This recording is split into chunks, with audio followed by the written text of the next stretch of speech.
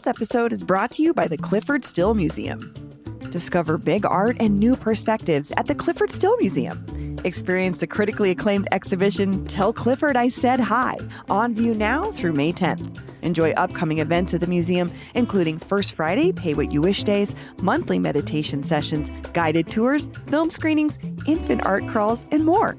During your visit to the Still, find a world-class collection gifted to the city of Denver, award-winning architecture, and a welcoming place for everyone to relax and recharge. The Still is open from 10 a.m. to 5 p.m., Tuesday through Sunday. Children 17 and under are always free. Buy tickets and learn more at cliffordstillmuseum.org.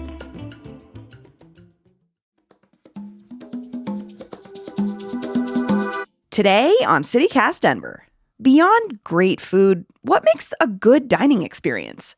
From designing Michelin star establishments to casual ramen joints across the Mile High City, award-winning architect Kevin Nguyen knows the secret. He sits down with me to explain why the way you feel about your favorite restaurant isn't necessarily about the menu at all. Today is Wednesday, February 11th. I'm Bree Davies, and here's what Denver's talking about.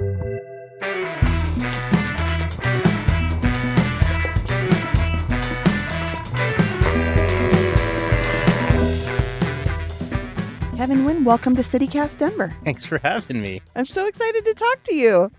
So, what's the first thing you notice when you walk into a restaurant? People.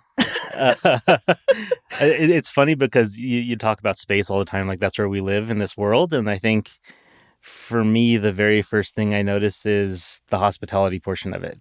How are we being greeted? Is someone walking up to me?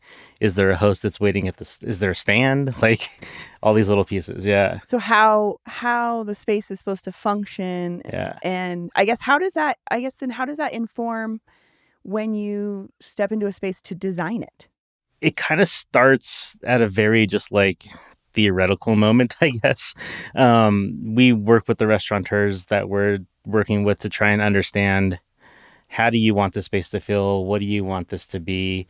You know, it's everything from, we've done counter service restaurants up to super high-end fine dining, and everybody has a different sort of like viewpoint on how they want their space to feel. So we try to just sort of like model and craft the space to emphasize those moments, because the goal is that the space itself directs people to where they need to be. Right. And then the hospitality is sort of natural and instinctive. Just trying to create a space that lets people do their best work. That's so interesting. So when you're talking to like a chef about how they want it designed, they're envisioning how it will function serviceably, but it also has to match how someone walking into the space might interpret that?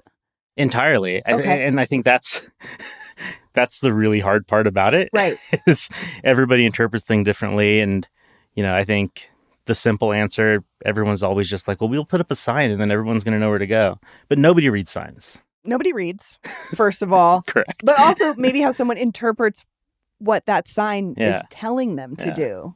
That's so interesting. So we just really we try to think about really intentionally how we're greeting that person. I was told a story a long time ago about the Tavernetta group, and Tavernetta specifically, and just the location of the host stand was very intentional. Designed by Bobby Stuckey. Okay. In that the way they want people to come into the restaurant is to be greeted by a human and not a piece of furniture. So their host stand is like 15 feet away from the door. That's interesting though, because that's a cue to me as a customer. I'm supposed to walk to that thing. And the intent is that the staff walks towards you and you meet them halfway. And so your first interaction is hospitality. It's people. And it's one of the most beautiful things I've ever heard. And I think it's why those guys have such a reputation for what they do. I was going to say they are successful. And maybe part of that is because they've designed a space that sets the tone for the experience they're going to have. And experiencing those types of spaces, I think, just gives me like an energy to do better constantly. So. Yeah. This is funny. I'm thinking about, I worked in retail for a really long time. And I worked at the Apple store for a little bit. It is completely... It takes the retail experience and flips it upside down. I would say for better and for worse, but there is no cash register. And there is no line. And all these things that you sort of associate with it. But the people are what you interact with first, and then they set the tone for what you do. And they tell you where to go and where to be. And like, it's something that feels so it's missing in our society, right? Oh my Like God. we're all stuck on these screens talking to each other back and forth. This is so refreshing to actually sit with a human right now. But it's just like those are the things that make every day sort of worthwhile, at least in my point. Yes. And if we can just have more of those and these little micro moments that are just positive experiences, I think everything's better. You're speaking my language so much because I think um, this is something, I think the pandemic exacerbated it, but like service is not always the first thing that a business seems to be thinking about. Yeah. It's like that part is missing. Like sometimes I don't even see a person. Yeah. I walk up and there's like an arrow to an ordering screen. Right. And I'm like, okay, I mean, I get you're like saving money, I guess, but also I'm spending $90 here. I would love for someone to just be like, hi, how's it going? It's just a little bit. It doesn't need to be a ton. No. It's just micro moments. And I think, we're very lucky in that our client base, the people that are coming to us for help designing their spaces, understand that value. Otherwise, they wouldn't be hiring an architect in that same sort of way. So let's talk about that. Who have you worked with in the city that people might know? Because you've worked with some big names. I mean, it's kind of a laundry list in a good way. My big joke is that if you want to eat there, we probably had our hands in it. And it's not that far from the truth. I think we're really lucky. We worked with Tommy Lee was the first one to sort of take a risk. He's the very first restaurant that I designed sort of like solo with a partner. And this is Uncle. This was, Hop Alley. Uncle Hop Alley, and then Molino Cheeto, which we just opened in Aurora. Yeah. But Hop Alley was the first restaurant that I sort of did as a sole practitioner sort of vibe with a partner who started the business with me. So that's awesome. Uncle's one of my favorite restaurants. Same. Like of all time. And I'm thinking about it now from a service perspective now that you've explained this, because the setting is sort of the background in that like it fits right in and it's not that you don't notice it, but the thing I notice first is I'm greeted by someone always. Always. They're super friendly in a way that's not overly like saccharine friendly, and they look cool. Like they're like, way cooler than me every time I go. Totally. And like, but I didn't think about that. But it's an open kitchen. Usually you can see what's going on with the chefs. And like, so I guess when a chef comes to you and says, I want you to design my space, what is the first thing that you ask them, or what is the first thing that you look at before you even start? The very first thing is, are you crazy? Because opening a restaurant is a horrible idea. Cost prohibitive for sure. But then we really just try and dig into, I think my job sort of as a designer is to sort of like get into people's psyche a little bit. People in general aren't great at expressing what they actually want. So we ask a ton of questions. It's, what's the service style? What's the food type? Why are you opening this restaurant? What makes this space special?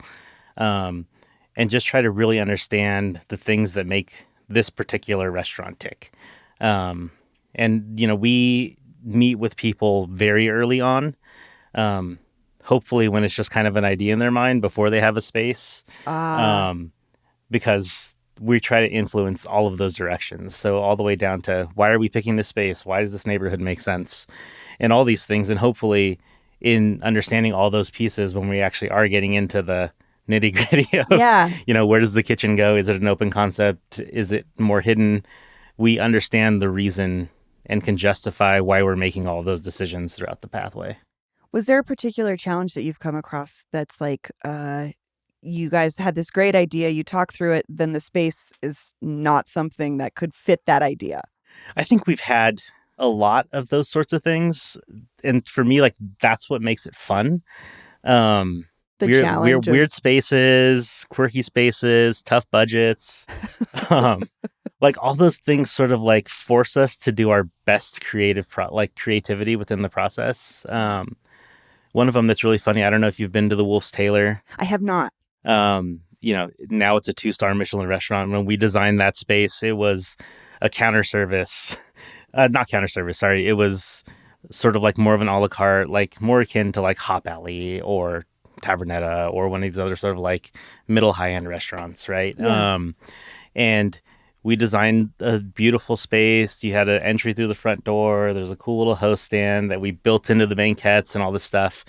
And it was literally like a week into the restaurant operating, and we just all made a decision. The chef, the owner, everybody, that it made more sense to enter through the garden. Just It it just just felt right, or like people were already using it that way? What was it about the space that said that to you? it told the story better. Okay. So we basically this restaurant, the Wolf's Tailor, amazing story. It's about sort of like the unspoken makers, right? So everybody talks about the big bad wolf, but nobody talks about the tailor that made his whole story even work. The person that made his Sure. costume. So we built a beautiful garden in the back of the space. We have a kitchen that's totally on display. It's basically a glass box, like a jewel box in the middle of the restaurant. And by entering through the front of the restaurant, you don't really see that stuff until you sort of like stumble upon You it have to throughout your explore it a experience. little bit. Um, and we just sort of like started walking in from the back. I think that was how we walked in before service started or when we were doing construction, and it just kind of like stuck into everybody. Like we were always coming in this back door, and you get to kind of like meander through the kitchen. You Yeah. meander through this garden, and then as they've sort of grown and become more and more of what they are today, that whole garden experience has gotten just even more intense and beautiful, and it's just this primer to experience something amazing. That's amazing. So it's like you realized you wanted to tell a story, but you couldn't tell it from literally the direction that the restaurant was flowing. Yeah. So we adjusted some things, and it's being able to adjust and make changes is really a part of the whole industry, I think. Sure. So you are an architect who obviously designs restaurants. What was there a restaurant in your life that you go back to, or that inspired you to say, I want to create this thing that, like what was there a restaurant that inspired you, I guess? I don't know. I think my journey through architecture has been a really interesting one. I got out of school and did big multifamily residential projects, like 10, 12-story buildings, and then um, 2009 crash happened. Everything went away. Lost my job. Literally got my master's degree in the mail and lost my job the same day. It was a really fun one. Oh, And then I went into just commercial architecture because that was what was busy and was working, and I just did not find fun in it. And I've always loved food. I've never been sort of like a food person in the way that I am today specifically. And it was about 10, 12 years ago, kind of introduction to Tommy Lee with Hot Belly. And then my wife and I just kind of started eating. um, and, we got to do it in the best possible ways that we sort of knew a lot of chefs in town because of the work that I was doing. And we got to really start to interact with these people. And my background in understanding the sort of like nuts and bolts of architecture sort of led to a way where I could use my relationships with these chefs to really understand the way that their spaces and their kitchens work. And I like to cook. I like to eat. And for me, it was kind of this unknown and magical alignment of things that I sort of loved, to the point where I think my love for architecture, my love for restaurants, and my love for food have grown sort of on this same trajectory over the past 10, 12 years, which is really fun. so you're telling me you can probably get into any restaurant in Denver tonight, I, Valentine's Day night. I eat okay. And I try not to use those sorts of things. I really respect the work that these guys are doing and understand, especially on a week like this, like everyone's super busy. We want them to stay busy. And we eat out on the days that people are not necessarily out all the time for the most part. Sure. No, it makes sense. You know the Yeah, business probably there's really there's well. times where I've sent a text message of You're like, hey, please, friend, can you get me in? But no, I mean I'm really lucky to do the work that I do, and I just get to eat and drink for a living. It's sort of ridiculous. So you mentioned that you designed like commercial spaces, like fast food restaurants, right? Yeah. What did you learn from that experience that you applied to a fine dining restaurant? I think all restaurants at their core are kind of the same. It's about efficiencies. I mean, the things that we learn in fast food restaurant come down to seconds, right? Like it's, if I can get this burger out the window 12 seconds, 5 seconds, 3 seconds faster, it means that I can sell so many more burgers throughout the day. And what I learned from that is really translated down to the restaurants that we're doing. We, different than a lot of architects, we do the kitchen concepting design and the relationship for the kitchen into the restaurant. And in doing that, we're allowed to really understand how people are interacting with the space. How's the chef communicating with the servers? Is the front of house able to see the whole restaurant? Can the chef see out into the restaurant and understand how people are experiencing the meal? Sapsuol was one where we put in this huge picture window from the kitchen, and it was one that we didn't touch the kitchen otherwise. Really? It Because was that's an interesting space. I mean, it's an old theater. and it failed a lot. There were like 2 or 3 failed restaurants before So Sapsuol many. went in. Yeah. And we did a lot of things. We changed how you enter the space through the new doorway and the host stand and all these pieces, so it's a little bit more welcoming. But I think one of the most important things we did was we put in this big picture window into the kitchen. And it does a few different things. I think from a consumer perspective, it's always like, I want to see behind the curtain and understand what's going on. But I think more practically, from a chef and operator perspective, they can see what's happening in the dining room. Yeah. The chef who's working the expo station can literally see every seat in the dining room and understand what's going on. Are people enjoying their meal? Are people mad about it? Was that dish not hitting like it should have? Because you can tell, you can look around a restaurant and see if somebody is not having a good time. And I think that's one of the things that I do now, which is for better or for worse. But like, those dark points are the ones where you get a bad experience or someone has a bad meal.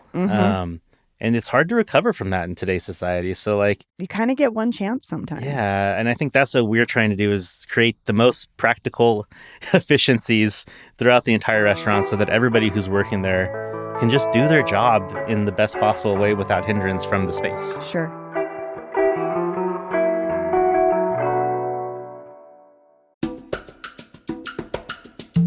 This episode is brought to you by Denver Health. February is Heart Month, and at Denver Health, heart rhythm care is becoming safer and less invasive. Heart rhythm problems like atrial fibrillation, ventricular tachycardia, sudden cardiac arrest, or heartbeats that are too slow can affect your health and quality of life.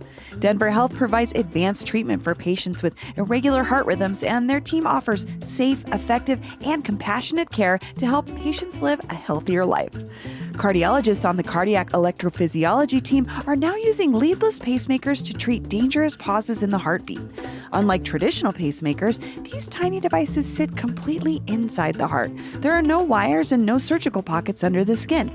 This means a smoother procedure and fewer potential complications, which can make a big difference for patients. Denver Health works closely with every patient to create a personalized plan that meets their needs, focusing on safety, comfort, and long-term results. Learn more at denverhealth.org/EP. That's denverhealth.org/EP. So we're talking a lot about the flow of a restaurant or how it functions, but I have to say atmosphere is huge for me. How I feel in the space determines how long I want to stay or how long it's telling me I should be staying there.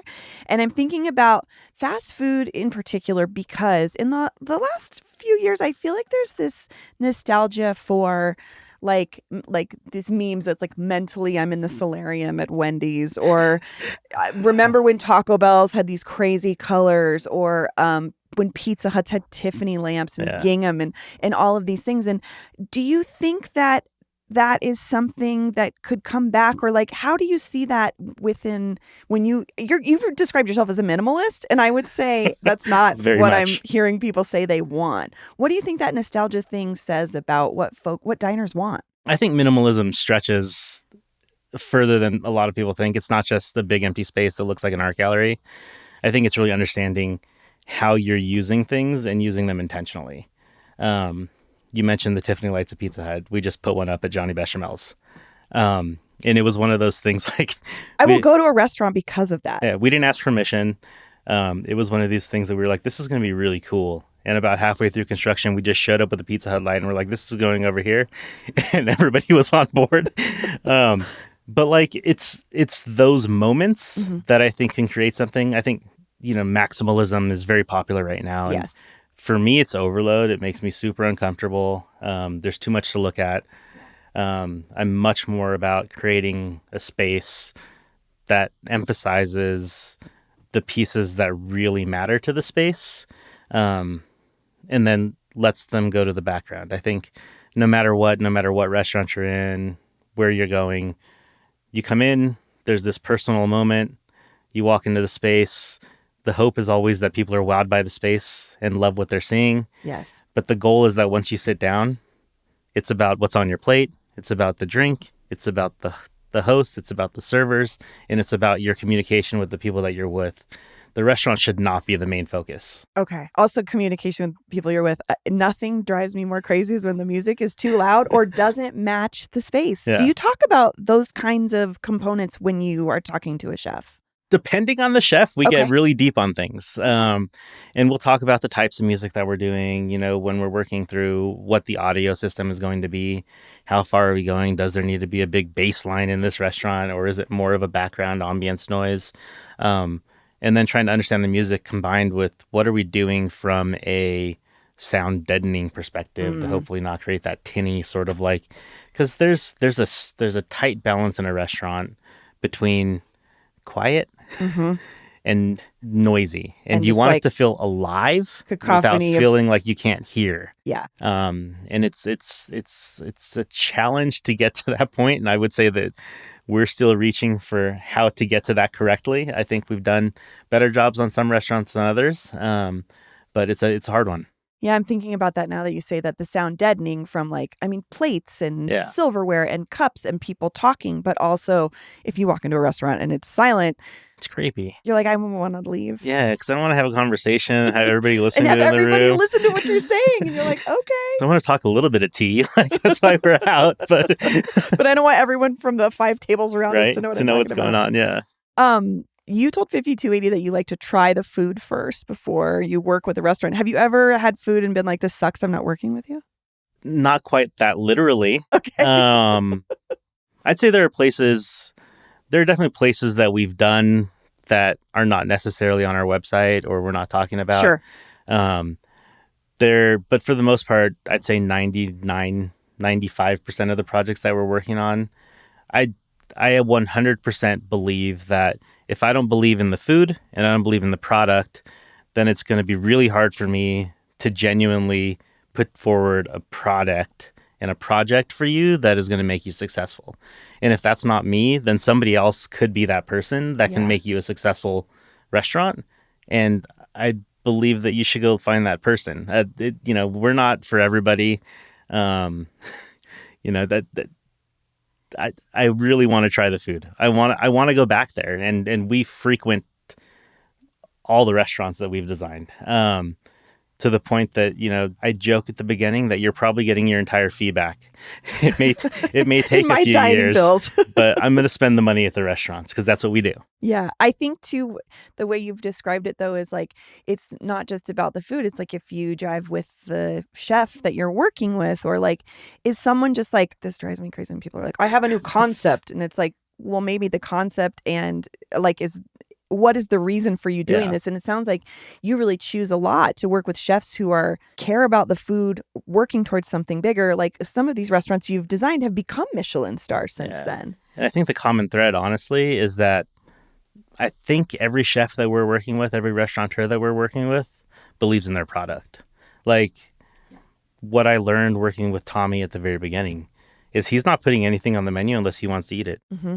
And I don't think you can say that about every restaurant in town. And, you mentioned him. And again, Uncle has 2 locations and the menus are not the same. No. And I find that so fascinating, but it makes more sense when you're talking about the chef being he's making decisions about what does he want to eat in this, maybe in this space or this, this neighborhood even. It's just it's so intentional. I think that's the craziest part about learning about how restaurants work and being inside of the bubble is just how intentional every decision is. And you can never, everything down to someone who puts a special out on a Monday, that dish is 3 months in. Somebody's been looking at that thing, thinking about it, at least in some form. Yeah. That dish is a test for something somebody's been working on for months. And that's the craziness with restaurants is everything feels like it happened immediately. It's so fast. You're getting your food in ridiculous amounts of time, but every single dish and every single piece is just so thoughtful. Yeah, that's so interesting. Okay, one restaurant I do have to ask you about. I don't know if you'd qualify this as a restaurant. Casa Bonita. Yeah. Okay. Atmosphere. Okay, I've actually talked to. I haven't been to the new Casa Bonita. You haven't? No. Okay, but you went. You grew up here. You obviously went as a child. Casa Bonita has fond memories in my heart. Okay, from a design perspective, from all the things that you were just applying to these situations with these Michelin chefs and their designs, what do you think about a space like Casa Bonita? I don't think Casa Bonita is a restaurant. Okay. Fair. It's funny. I was an RA in my 4 years in Boulder, and every year I took the freshman students to Casa Bonita on this field trip because this was You're Colorado, like, you right? guys got to see You this got to place. see this thing. My wife had friends who were divers. Same. And for me, Casa Bonita was a community gathering space. Mm-hmm. It was a place to be with people, and it was a place that like you could go with 20 people and it made sense. Like I very much am a firm believer, like 6 people is the max at a restaurant. If you're doing more than that, then do something different. Like you're Like, not what's the gonna, you point? can't talk to the person across the table. Yeah. But at Casa Bonita, you're getting up in little groups and you're going to look at the caves or you're going to go watch the cliff divers. My grandma passed a number of years ago, and like the last memory, really good memories that I have with her is the family would go to Casa Bonita. Hmm. And we would basically just like constantly be feeding the mariachis. We'd be like, here's another 20, here's another 20. Just keep And playing. it was the happiest I'd seen her in a very long time. It's just like, she's listening to these mariachis. The family's here. We're all eating sopapillas. And life's good. Yeah. And to me, that's Casa Bonita. I'm not sure that the space influenced that. Really? I think it's a huge space, which is really nice. But I think the way that the space is designed with Casa Bonita, it's more, I always say, Disneyland kind of. Yeah, absolutely. Which is not something that we do very well. Like when you're working as an architect. Regular architecture. Like it makes me uncomfortable to no end. But sometimes that makes sense. And I think in a place like Casa Bonita, that's exactly what it needs to be. It needs to sort of like transform you in a very literal way away from where you are. Yeah, I think you're speaking to the thing that many of us know who grew up OG going, it was not about the food. No. It's the ticket in Yeah. to see the other things and the communal experience. And I will say, unfortunately, with the way that it functions now, it's like impossible to get a table over 6 people. Like you can't do your birthday party there. You can't in the same way. But I will say I would recommend still going. I think you would appreciate the upgrades and the attention to detail because they enhanced a lot of the things that we loved. And it also just like someone's not going to die in there anymore. So, it's not a fire hazard. It's a tricky one. I do love going to a restaurant where there is the potential for death. Like there's something about it that is special still. I want you to swim through a cavernous thing and get out of a pool and be next to an electrical box. Yeah, that's super safe. Is there a restaurant in Denver that you didn't design, but you wish you did? I think there's some amazing restaurants in Denver. Okay. I think Agatha is doing some amazing work with Johnny's Curios group. The Alma, Alma Mezclarialma, Alteño. I think they've done a great job sort of like developing those projects. I'm super excited to see what they do with this tasting menu restaurant that's opening up. A tasting menu restaurant, do you feel it has to be designed a different way? I guess would be my next question. Entirely. Okay. I think we were the first to sort of like dig into that market here in Denver with Beckon. I like to think it's still holding up pretty well. It's one of my favorite places to eat. The space is crazy. But I don't know, I think she's doing a great job. I think, Maximalist Abby is doing an amazing job with some of her work. There's a couple of different architects here in town that are doing some cool projects.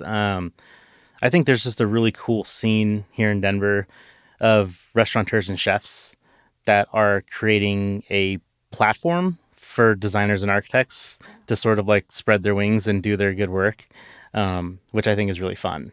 You're just having me think differently too now about, there's been this conversation of the evolution of Denver's dining scene over the last 10, 15, 20 years, folks that have been putting things into it. And now we're, some folks would say finally at a level where other folks are paying attention to us. Again, the Michelin star thing is relatively new for us. It's an interesting one. And I never thought about the design of the spaces being integral to the food. Officially, it doesn't count. Okay, so I guess it's not it's atmosphere. Michelin says atmosphere doesn't count. It's just would about you the disagree food. with that? 100%. Not that you will find me in a hole in the wall on South Federal as many times as you'll find me at a Michelin starred restaurant, and I love both. Yeah. But I think there's this real beauty that comes from fine dining that I'm really lucky to have experienced and really sort of like understand and also sort of dissect in a way that, I mentioned people a ton. It's really hospitality is number one. and the space makes hospitality work. Yeah. Is the way that I see it. A good space makes the hospitality better. A bad space makes it worse. And better hospitality is better food, better experience, all these other pieces that just sort of lead to this successful space. You're going to have a better experience in a good in a good space 9 times out of 10, whereas the other ones, there's way more possibilities for the miss. And I think with Michelin or some of these Beard Awards and all these other pieces, like, they're coming to eat at a restaurant 2 or 3 times maybe, and it has to be good 2 or 3 times. Yes. And that's hard to do if everything's not clicking. Yeah. I guess my last question is, we talk about this a lot on the show, Uber Eats and Grubhub and all of these ways that we've started delivering food to ourselves that take us out of the restaurant experience. Are we in danger in any way of losing these spaces that you like? Do you see people continuing to move away from that? Where do you think that fits into the dining conversation? I don't know if I'm a weirdo or what, but I don't do takeout. It's not that I don't. If not your preferred. If we're ordering takeout, it's happening so infrequently and so rarely, and it's more about some sort of weird, I want this thing now. And it's if I have the opportunity or the option, I will always go to the restaurant. We live in sort of like South Denver. We're in Inglewood. Yeah. We eat downtown 4 nights a week. Wow. We were just at Molino Cheeto over the weekend. It's on a good day with minimal traffic, it's 35 minutes from my house. And I will go do that as opposed to ordering something from the door because, like I said, I think it's not just about the food. I think it's about community and people and building something bigger than us. Yeah. And I think that's the beauty that's happening in the Denver restaurant scene. And you're seeing it just across the board with the chefs in the industry, the owners, the operators. It is an industry that is building people up more than anything else. And I just feel super lucky to be a part of that. Kevin, thank you so much for being here. This was really Thank lovely. you. I had so much fun. I'm cool. thinking differently about. Yeah, we should just go out to eat now. Well, you're saying you're in Inglewood, and I'm like, Gallows, one of my favorite spots. Yeah. My God, thank God they renovated that space. It's better. It's way better. But he was like, you didn't know how to get in there. You didn't know what you did once I was you got in the wrong there. door every single time.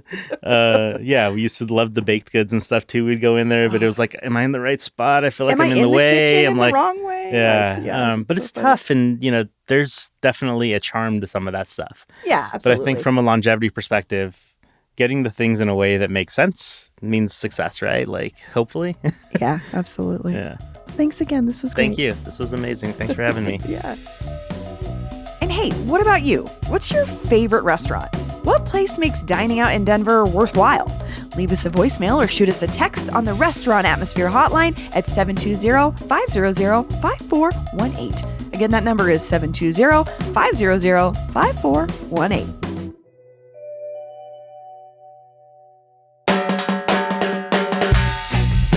That's all for today here on CityCast Denver. If you enjoyed this show, why not take a minute to tell someone who's dreaming about the solarium at Wendy's about us? Rate the show wherever you get your podcasts and subscribe to our morning newsletter and learn more about us at denver.citycast.fm. We'll be back tomorrow morning with more news from around the city. See you later.